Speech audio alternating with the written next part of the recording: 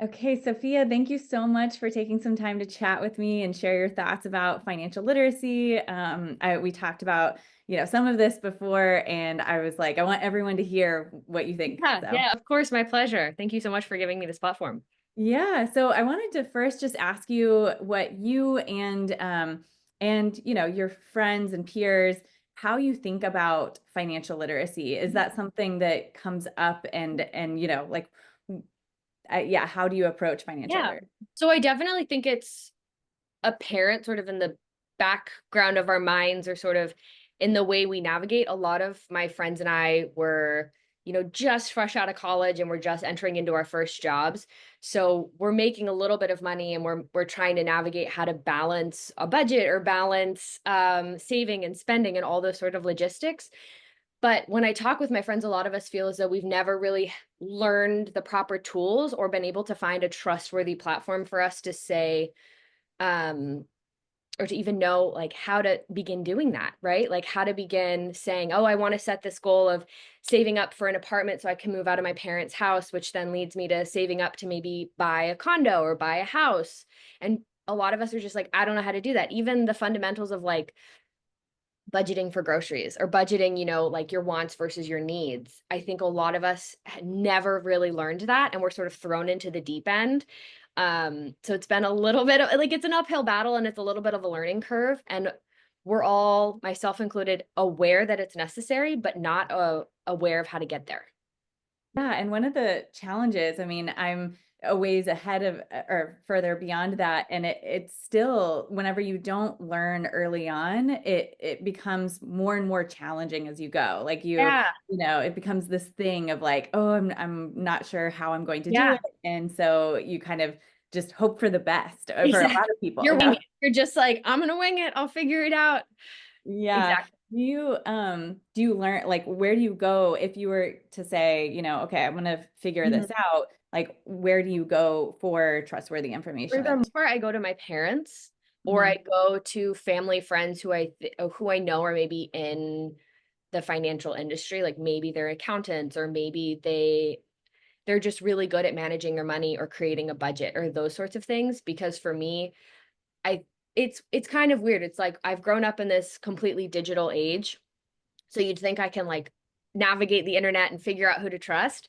But it's for me, at least, it's sort of the reverse where it's like there's so much information out there and there's so many sources that I really don't know who to trust. So I find it the best for me where if I know somebody and I know their character and I know their worth and I know their ethics, I'm much more inclined to go and talk to them, even if they're completely out of my age range and we have, different starting points of where we are in our lives. I'll basically just go and ask them or ask my parents to ask them on my behalf because those are the only people I genuinely feel I can trust.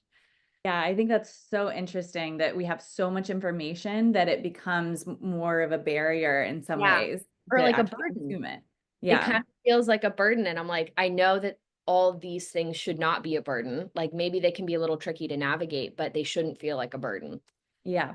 So this is, a lot of our mission is to figure out how do we best engage people along their financial journey to be able to learn, but it not feel overwhelming or Yeah. like a burden. And Yeah. I'd love to hear your thoughts. So we've talked a little bit about, Yeah. changing the way that we are approaching some of our education, but what were your thoughts whenever you went through the First Home IQ quiz? Yeah. So frankly, I thought I was going to do pretty poorly.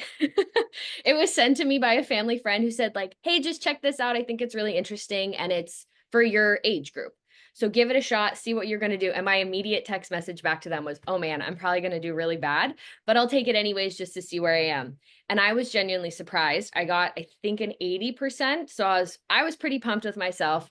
And then that score sort of led me down going further of, okay, well, why didn't I know the answers to the questions I got wrong? So I started to sort of just do more digging and I kind of realized, oh my gosh, this is all the information here that I either know I need to know or I don't know that I need to know, but is very, very important. And it's all in one location. I can easily like navigate it. And I found as though it was kind of similar to all the like module setup that I have in school on our platform called Canvas or, Beachboard or whatever it may be. And I was like, this is exactly what I need. It's perfect. I have all my lesson plans here. I have all my information here. And I think the fact that I was sort of sent it through a family friend or through someone who told me like, hey, this is a great source for you and your age group, I was able to sort of have that first level of trust to navigate it. And then when I started to go through, I really realized this wasn't, with any ill intentions. Everything was there to sort of better the next generation, because if you better the next generation, you're bettering the entirety of that ecosystem that we have in our community. So I frankly really loved it, and I loved how I could go at my own pace. Mhm. There wasn't any pressure to like keep going. I could spend 10 minutes one day, I could spend 20 minutes the next day. I could go back and like refresh my memory, and share it with all my friends. So I found it to be just really helpful. That's awesome. Yeah, I love to hear that it was shared through someone you already trusted, and then Yeah. as you got into it, you saw this is a source of information you could trust. And Yeah. that's really the goal, is like, as the more that people will share this, the more that others will be able to see this in as a light in a dark Yeah. space, or something that kind of cuts through the noise. Yeah. And our goal is to ultimately educate more people and just help guide people along their financial journey from, starting out with budgeting all the way through buying Yeah. their first home. Yeah.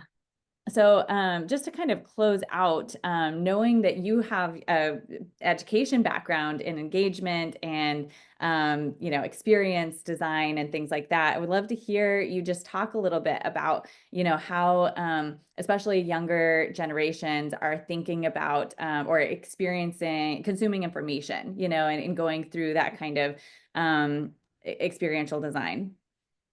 I think a lot of young people, they of course consume what's right in front of them, right? But once they start to build their network of people of like-minded interests, or they start to differentiate as young adults of like the wants versus the needs, because now we're approaching that age of, okay, we're becoming adults, we're no longer teenagers, we're no longer in college, like we have to be responsible. um we start to sort of navigate within each other of, hey, I know you're really, really successful at budgeting, and I can tell that you're really, really successful at knowing how to network yourself. So it's like leveraging your peers and your colleagues and learning from those people. And sort of once you have that ability to grow from within, I think you become a more stronger, more confident individual that allows you to sort of do that independently. And that's a huge thing I've learned within my recent degree, and just building more confidence that way. And we've all found that when we can instill confidence in one another and say like, this is a great space for you to take risks and do it now, and if you make mistakes, that's okay, because we're all here to support one another, excuse me. You become a more successful adult, and then that sort of allows you to venture out independently to making your own connections, or making those own internal, what would you call it, networking of things that you found that then you begin to trust and you begin to explore. Yeah, that's good. So the community aspect is Yeah, important to you, and both from the outside people bringing you in, as well as probably seeing others within the platform that are exactly. like, yeah, Exactly. talking about it and things like that. Okay. Yeah, well said. Exactly. Awesome. Well, thank you so much for taking the time to share. It's Yeah, so helpful to hear your thoughts, and excited to have you continue to help guide the way that yeah. we continue to develop our Thanks education. so So much. No, I'm very, very excited to keep going with this. awesome.